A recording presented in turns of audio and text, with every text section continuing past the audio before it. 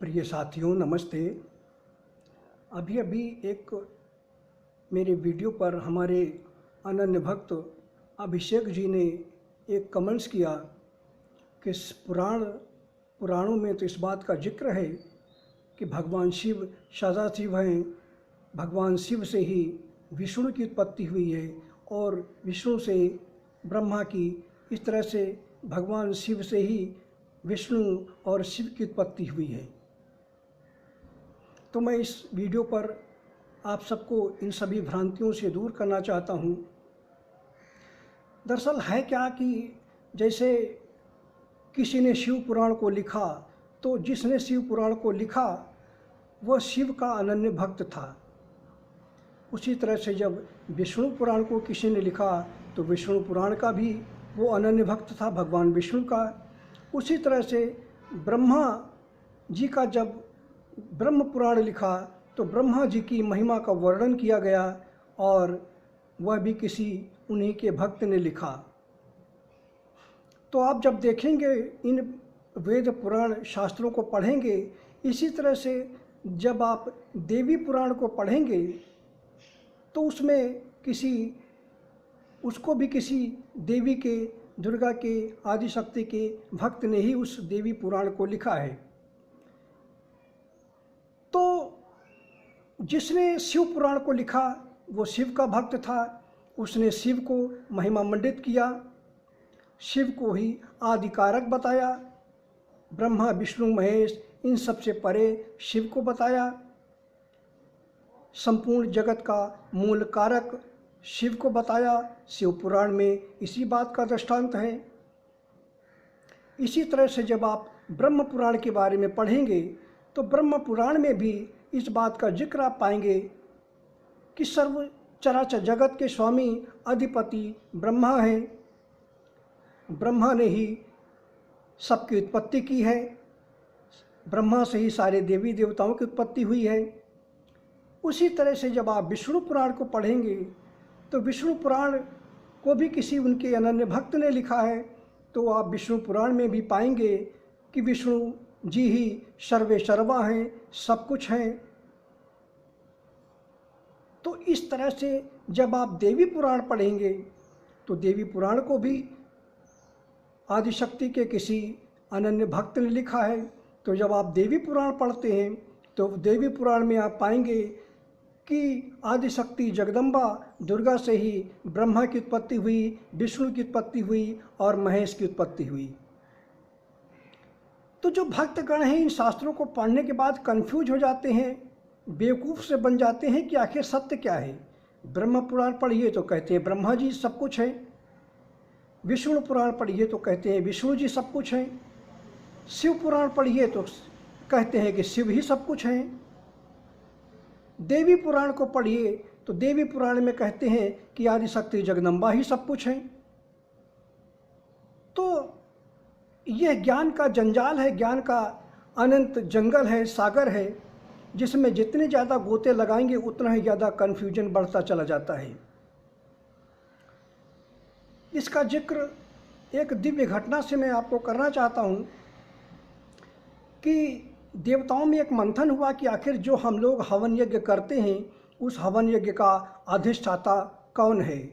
ये संपूर्ण हवन यज्ञों को किसको प्राप्त होना चाहिए, किसको प्राप्त होता है, आखिर वो कौन है जो माया से परे है, माया से रहित है और उसको ये हवन की आहुतियाँ, हवन का अध्येता बनाया जाए, हवन का अधिपति बनाया जाए। ऐसा कौन है जो संपूर्ण यज्ञों का कारक है। तो इसकी खोज के लिए महर्षि भृगु को नियुक्त किया गया और इसमें ब्रह्मा, विष्णु और महेश इन तीनों में से ही किसी का चयन होना था। तो सबसे पहले वो भगवान शिव के पास गए। भगवान शिव तमोगुण का प्रतिनिधित्व करते हैं, तामसिक व्यवस्था का प्रतिनिधित्व करते हैं। तो सबसे पहले जब भगवान शिव के पास वो गए तो भगवान शिव अपनी मस्ती में चूर थे। भगवान शिव को अहंकार आया, उनको गुस्सा आया। जब महर्षि भृगु ने उनसे कुछ अपशब्द कहे उनकी परीक्षा लेने के लिए, तो भगवान शिव ने उनके ऊपर कुपित हुए, अपशब्द उन्हें कहे, तमोगुण का प्रभाव उन्होंने महर्षि भृगु के सामने प्रस्तुत किया। तो जो यज्ञ के अधिष्ठाता होंगे वो तमोगुणी हो नहीं सकते हैं। तो फिर वहाँ से वो बढ़े ब्रह्मा के पास गए। ब्रह्मा जी को भी वहाँ उन्होंने जद्दबद्ध कहा कि आप हमेशा सिंहासन पर बैठे रहते हैं, मस्ती में बैठे रहते हैं, आप न किसी को ध्यान देते हैं। तो इन बातों को जब उन्होंने ब्रह्मा जी से कहा तो ब्रह्मा जी कुपित हो गए, वो भी रुष्ट हो गए, क्योंकि वो सतोगुण की बजाय रजोगुण का प्रतिनिधित्व करते हैं। तो ब्रह्मा जी रजोगुण के स्वामी हैं। तो रजोगुण के कारण ब्रह्मा जी के अंदर अपने ब्रह्म होने का, अपने ब्रह्मा होने का अहंकार था। उन्होंने अहंकार का प्रदर्शन किया, इसलिए वो तमोगुण के प्रतिनिधित्व बने और वो भी रिजेक्ट हो गए। उसके बाद महर्षि भृगु भगवान विष्णु के पास गए। भगवान विष्णु सेज सैया में योग निद्रा में विश्राम कर रहे थे और देवी लक्ष्मी जो उनकी पत्नी है हमारी, वो चरण दबा रही थी। महर्षि भृगु ने अंदर गए और आव देखा न ताव, सीधा पहले से ही निराश थे और यहाँ देखकर भगवान विष्णु को योग निद्रा में वो और परेशान हो गए कि बताइए इस दुनिया की व्यवस्था को कौन संभालेगा, कौन देखेगा।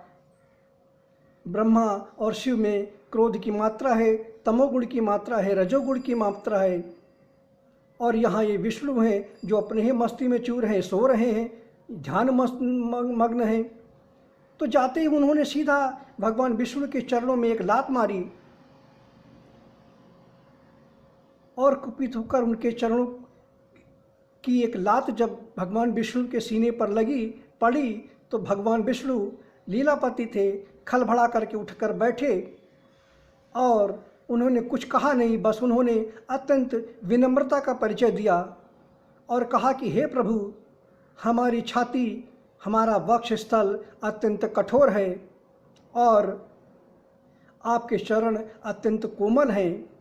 हे प्रभु, हमें क्षमा करें, हमारी छाती से, कठोर छाती से आपके चरणों को जो दुख हुआ है इसके लिए हम बहुत ही क्षमा चाहते हैं, शर्मिंदा हैं, और उनके चरण पकड़कर दबाने लगी।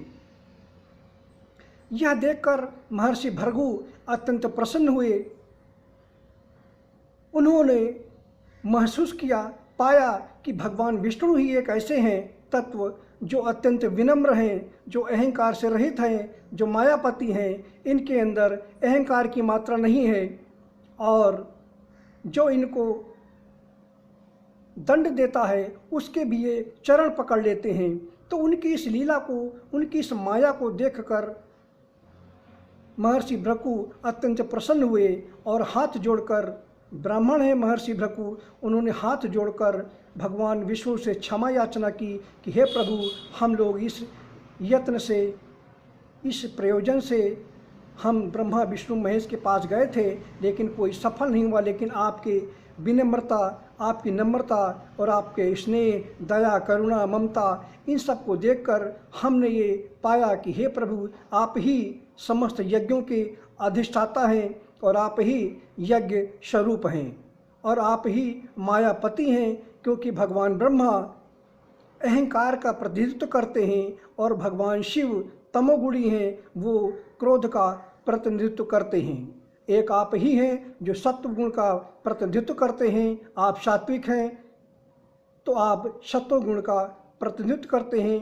आप ही विनम्र हैं, आप ही दयावान हैं, आप ही करुणावान हैं। तो इस तरह से भगवान विष्णु को सभी देवी देवताओं ने समस्त यज्ञों का अधिपति पाया और उसके बाद समस्त यज्ञ के अनुष्ठान भगवान विष्णु को प्राप्त होने लगे।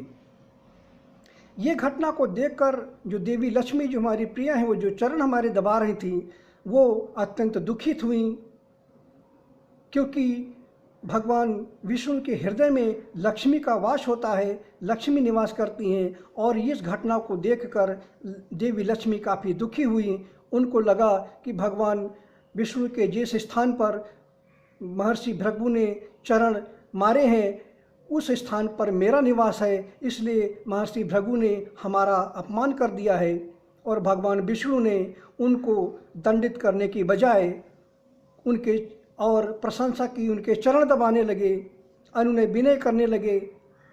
तो इस बात को देखकर देवी लक्ष्मी अत्यंत कुपित हुई, दुखी हुई और मेरी उस माया को समझ नहीं पाई। तो इस तरह से देवी लक्ष्मी ने वैकुंठ धाम का परित्याग कर दिया, विष्णु का परित्याग कर दिया और वो पृथ्वी पर चली आईं। उनके आते ही वैकुंठ धाम श्रीहीन हो गया, जर्जर हो गया और शक्तिहीन हो गया। उसके बाद भगवान विष्णु भी निराश हो गए, परेशान हो गए और वो भी पृथ्वी पर आकर एक गाय का रूप, एक मनुष्य का रूप लेकर के वो जंगल में रहने लगे। भूखे प्यासे रहते थे। तो जब लक्ष्मी ने देखा तो उन्होंने एक गाय का रूप धारण कर, एक गाय के रूप को भेजकर उन्होंने प्रतिदिन वह गाय उनको दूध पिलाती थी और उस गाय का ही दूध पीकर वो पालन पोषण अपना भगवान विष्णु करते थे। तो यह परम दिव्य घटनाएं आज अभिषेक जी के माध्यम से आप लोगों को बताई हैं।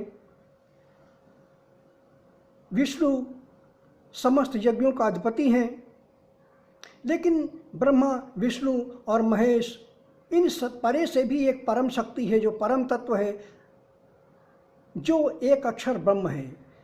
एक अक्षर ब्रह्म जो निराकार मेरा तत्व है, मूल रूप, उसी के अंश से सर्वप्रथम विष्णु की उत्पत्ति होती है, मतलब सत्व गुण की उत्पत्ति होती है और सत्व गुण से फिर रजोगुण की उत्पत्ति होती है, जो ब्रह्मा के रूप में उत्पन्न हुई और उसके बाद रजोगुण से फिर तमोगुण की उत्पत्ति होती है, जो भगवान शिव के रूप में प्रकट हुई। देवी दुर्गा आदिशक्ति का प्राकाट्य काफ़ी बाद में हुआ। महिषासुर के मर्दन के लिए उनका प्राकाट्य हुआ। तो ये दिव्य घटना थी। मूल तत्व यही है कि निराकार ब्रह्म ही पूर्ण तत्व है, जो वेदत्रयी जो माया है, सत्वगुण, रजोगुण और तमोगुण, इन तीनों से परे जो वेदत्रयी माया से परे है, वह एक अक्षर ब्रह्म है, निराकार ब्रह्म है और उसी के अंश हैं भगवान विष्णु और बाकी चराचर जगत। तो मुझे उम्मीद है इस वीडियो में आपको अत्यंत ज्ञानवर्धक और बहुत ही शाश्वत जानकारी मिली होगी। वेद शास्त्र पुराणों को पढ़िए, अवश्य पढ़िए, उनमें जो ज्ञान मौजूद है उसको भी जानिए, लेकिन मूल तत्व को हमेशा धारण कीजिए। मैंने जो आपको ये दृष्टांत दिए हैं, यही मूल तत्व है। ब्रह्मा, विष्णु, महेश से परे भी जो परम शक्ति है, जो परम तत्व है, वह एक अक्षर निराकार ब्रह्म ओंकार है और उसी से सर्व जगत का संचालन होता है। उस एक अक्षर ब्रह्म मेरे उस रूप से सर्वप्रथम विष्णु की उत्पत्ति होती है और विष्णु से ब्रह्मा की और ब्रह्मा से शंकर की और इस तरह से सृष्टि का पालन, प्रकाट और संहार होता रहता है। और ब्रह्मा जी को सृष्टि के निर्माण की जिम्मेदारी दी गई है और शंकर जी को, शिव को संहार की जिम्मेदारी और भगवान विष्णु को पालन की जिम्मेदारी दी गई है। तो ये वीडियो बहुत ही दुर्लभ था साथियों, आप लोगों को बहुत ही रोमांच पैदा करेगा और मैं जो वीडियो दे रहा हूँ वो अति दुर्लभ है, अत्यंत ज्ञानवर्धक है। ये कोई सिर्फ वीडियो नहीं है, इनको अपने हृदय में, इनके मन को धारण कीजिए। ये परम सत्य हैं, पूर्ण सत्य हैं। इस तरह से कोई धरती में आपको इस तरह से विवेचन करके नहीं बता पाएगा। इसलिए इन मर्मों को अपने हृदय में धारण कीजिए और आत्मसात कर मेरा ध्यान कीजिए। धन्यवाद।